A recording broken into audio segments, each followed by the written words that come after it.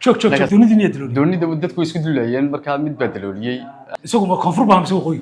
dagaal wuxuu ka bilaabay nagu yiri taashoon celinayna maxay anagu waan diidnay kii doonta dalooliyay waxaan lay imaanka Allah ka qaaday maalintii dadka wad leen gaadhay assalaamu calaykum waraxmatullaahi wabarakaatuh mar kale calaykum assalaam waraxmatullaahi wabarakaatuh dadkan iga qaaday wadaweynu raacnaa inaguna horta magaca dadka u sheeg aniga naanistayda xusta leeyahay magacaygu waa Xuseen Xasan Samriye waxaan ku noolahay magaalada Malta Malta soo soo gashay Malta daaqadaan ka soo galnay badda Malta bal dadku say ku soo kulaan dadka la wadaag dadku waxa weeyaan horta hal albaab ay leedahay meeshan iyo laga soo galo halka albaab laga soo galo weyn ilaa Soomaaliya way iska garanayaan hayaan ka dheer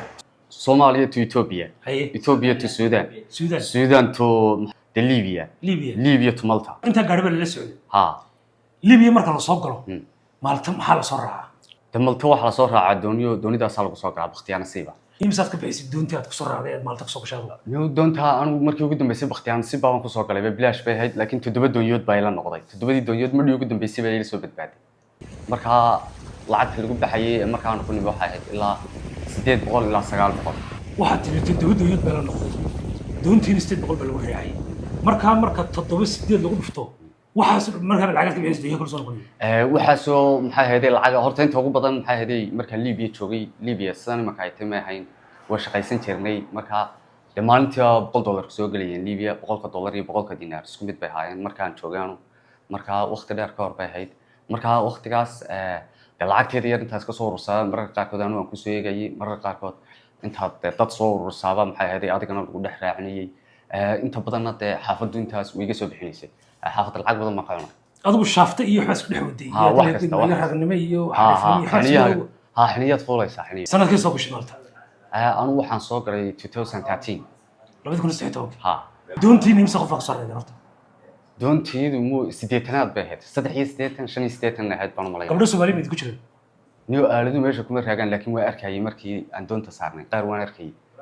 gabdho Soomaali ha dadkii aan waqtigaas soo wada galnay majority-goodu meesha ma joogaan bal 3 iyo 4 waxaan halka ka salaamayaa Saciid Maandho isagoo Mareykanka jooga saaxiibkay dadheerna halkan wada joognay Cabdirasaaq baan halkan ka salaamayaa isaguna Mareykanka joogay marka waqti xaadirkan kulli nimankaas waa niman aan isku reer mata ahayn waqti fara badan soo wada jabnay dima soo koobi karo midya laba haddaan ilaahdo 3 bilood bay nagu qaadanaysaa iyaga ka badan nimankan hadda soo galay iyo koon meesha fadhiya doonta wada sarin ku jira xabadaas ku jirta inka wadayga inka wadayga ana yiri wajigayga mar raba halkan keeno ma shaqaysaa hada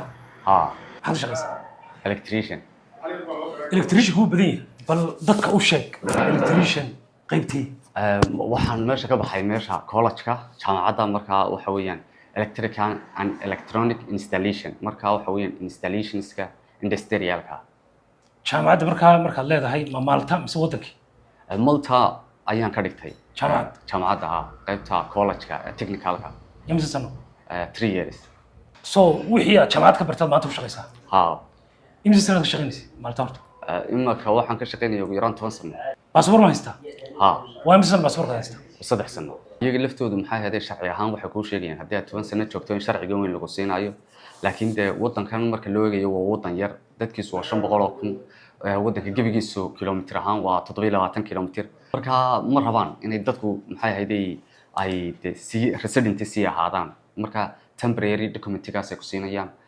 haddii aad ka qaadato meelaha Ilaahay baad u fuftigaysaa dalka Malta la raaso maarta caasimadiisa bal dadka u sheeg caasimadiisa Valletta la yiraahdo Valletta Europe inoo jirtaa marka leedahay hada Valletta waa xaafad kamid ah Malta Valletta laakiin waa city-ga waxa weeyaan waa caasimadii laakiin se imika halkan aynu joogno kala Hamaruun baa la yiraahdaa waa qayb kamid ah waa gobol ahaan oo kale marka maxay ahaydee wuxuu mar hadii 720 kilomitir yihiin xaafadii baa gobola iyagu ba degmooyinkiina laga sii dhex sameeyay marka caasimadii waa Valletta waa bartamaha magaalada waxa weeyaan waxa kale dalkan ay leedahay oo caan ku tahay waa kiniisado 360 kiniisadood baa ku yaala iyo hal masjid marka waxa weeyii waxyaabaha dadka dalxiisayaasha ah maxay ahayd dhaqaalaheeduna uu ku tiirsan yahay oo dunida oo dhan baa dalxiisayaasha ayaa yimaada xilliga samarka waxa kale oo lagu dhigaa filmaanta qadiimiga ah waxyaabahaas marka economic ahaan ay ku tiirsantay iyo dekedaha dawaka adigu arrimahan Mareykanka waxay ahayd waqtiyadii la qaadanayay markaas oo kale anigu kulli dibadhac bay igu yimid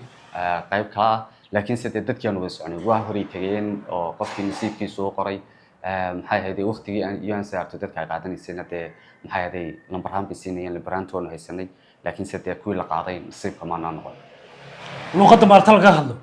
maxay tahay luqadda Malta laga hadlaa waa af Maltese weeye af Maltese-kaasoo Carabi iyo Talyaani isku dhex jira ka Soomaalida iminka waqti xaadirkan way ka wada baxeen way yar yihiin ugu yaraan waxa laga yaabaa inaysan gaadhin ba 300 oo qof 300 qof oo Soomaaliya ilaa 400 oo qof bay iminka celcelisaan dadka Soomaalida noqonayaan waayo dadkii intii ugu badnayd way ka baxeen ma joogaan bay iminka dad shaqooyinka ugu badan ee dadku iminka ay ka shaqeeyaan waxa weeyaan taxi maxay ahayd waa driving kaas on delivery maxay ahayd waxyaabaha constructionska waxyaabahaas ay ka shaqeeyaan iyo malabkii maxaan ku daraa bal guud ahaan qof aan garanayn Malta sharaxaad ka sii Malta qofka aan garanayn waxa weeye wadankan jasiiradan yar waxa weeyaan gabigeedu waa 720 kilomitir maxay ahayd waxay leedahay hal dhakhtar waxay leedahay hal cisbitaal waxay leedahay hal jaamacad maxay ahayd dad population-ka ku nool waa 500 kun waxa sleeda ku darmi jira waa warning waa digniin maxay ahayd aan uga digayna dadka doonaya maxay ahayd muhaajiriinta ama ku tala jira in nafooda ku soo haligaan saxara iyo badda waxaan leenahay waxay ka soo hayaa waxa weeye haad marka hadda kulley nasiibku waa nin iyo nasiibkii ninkii nasiibkiisu saaciday haayagan laakiin iyo ninkii dee aan maxay ahayd nasiibku saacidin laakiin waxaan leenahay nafiina ku soo halaagina badaha iyo saxara taasan leen kumatiga ugu horeeya wuxuu noqon doonaa halkaad ka gashay ayaanu ka gelaynay kuwa maxaad leedahay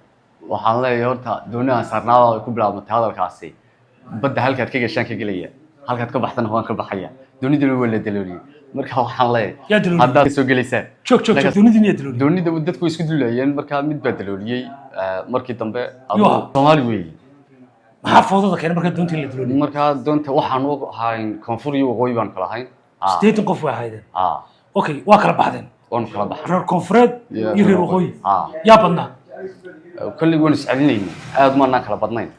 yaa idin wada hor doonta marka hore doonta nin ma kaalkan joogan noo wada sheena la yiraahdo isagu ma koonfur baa mise waqooyi isagu waqooyi buu ahaa dagaalku muxuu ka bilaabay horta dagaalku wuxuu ka bilaabmay maxay hayday mawjadaha aad u badnaa badna aad bay u kaxsadeen hirkuna ilaa 3 buu noqday kadibna wuxuu nagu yiri taashoon celinaynaa maxay hayday kuma sii socon karna jawiga noocana maadaama badii jawigu isbedelay kadibna maxay hayday anagu waan diidnay maxay hayday nimankii reer koonfureedka ahaana waxay dhahdeen waxa weeye chance kale oo eegan inay nagu celiyo meesha kadibna waxaan idhmay waa la wadaya dadna waxay nagu yiraahdeen wada waayay halkaad ka gashaan baan badda ka galaynaa halkaad ka baxdaan noqon ka baxayna markii dambe aad markaa doontii waan markii dambe intaan la gaarin marka dagaalka ay doontu lagu daloolay way kala xidhxidhantay marka hore doontii oo maxay ahayd naqas kuma wada fidna marka qayb bay ahayd qayb baa markaa naga dalooshantay way adu naqaska ka yara baxay mishiinkuna adu yara xumaaday kadibna adu buuq iyo qayladii baa batay dadka qaar baa dawaqaya qaar baa maxay ahayd ma tagaya maxay ahayd qoloba sibay noqonaysaa qaar baa ooyaya bini'aadanku isku wada nooc maaha marka markii dambe la isku wareeray ayaa hadallada noocan ah markaa maxay ahayd imanay badda halkaad ka gashaan ka gelaya halkaad ka baxdana waan ka baxaya iyo hadalla noocaas mise isha badda ku jirteen dama mid kale aan raacay toddoba aan raacay taad ku soo gashay ma sheegay taan ku soo galay inuu Ilaahay uu fudeeyay waqti badan ba ma soo socon subaxnimadii baan ka soo baxay Liibiya subaxdii kale halkan aan ku tukanayo Talyaaniga soo qaaday kadibna Maltayna keenay markiibta Talyaaniga soo badbaadiyay markaa kii doonta dalooliyay balaga farin uga reeb waxaan leeyahay imaanka Allah ka qaaday maalintii dadka wad leen gaadhay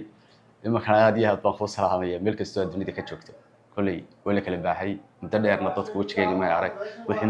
magacayga iyo muuqayga garanaya dhamaantood oo wada salaamay commentiga odayga ugu soo daataan leh waliba ugu dambeyntii waxaan ku dirayaa dhammaan meel kasta oo daafaha dunida aad ka joogtaan asxaabtaydii waxay wajigayga iyo muuqayga garanaya aad iyo aad baan idin salaamaya waxaan leeyahay dawan noolaada adigu deegaanahan anigu reer Hargeysa xaafadey cabaye wala asxaabtada cabaye halkan mar iyo laba ka salaan oo dhamaantood miyaan soo koobi karaya markaad soo taariibtay isku ciyaar xaafadkan ahay waxaan salaamayaa